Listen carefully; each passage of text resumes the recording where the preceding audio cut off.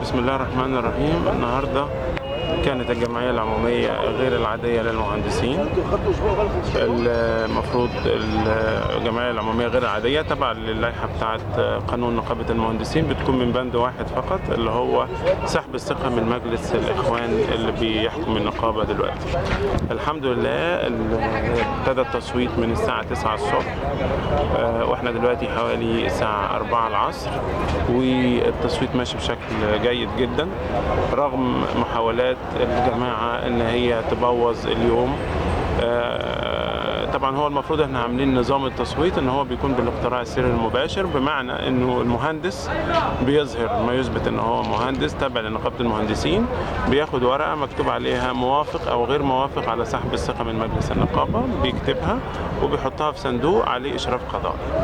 اللي بيحصل الجماعة بتوعنا او المهندسين العاديين بيلتزموا بكده.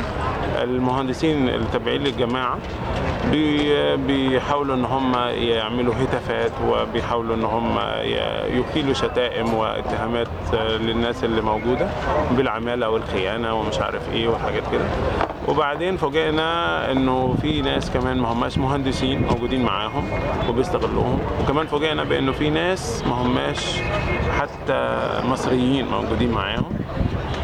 حاولنا ان احنا نتعامل مع الموضوع يعني بضبط نفس شديد جدا، علشان الهدف النهائي ان احنا عايزين الجمعية دي تعدي على خير، وعايزين في النهاية نتيجة التصويت تبين اذا كان المهندسين المصريين عايزين المجلس ده يستمر او لا يستمر، رغم كل المحاولات الإخوانية لعرقلة عملية التصويت وان هي تكسر الاماكن وتعتدي على المهندسين بالقول وبالفعل.